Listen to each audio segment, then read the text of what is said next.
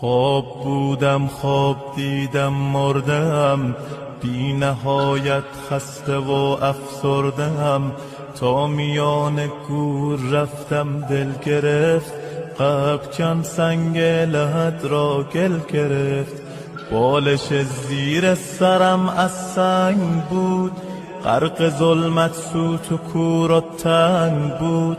هر که آمد پیش حرفی راند و رفت، سوره حمدی برایم خواند و رفت. خسته بودم هیچ کس یارم نشد، تشنه بودم در پی یک جرعه آب.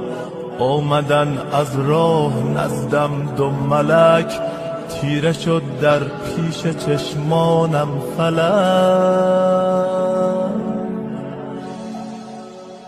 یک ملک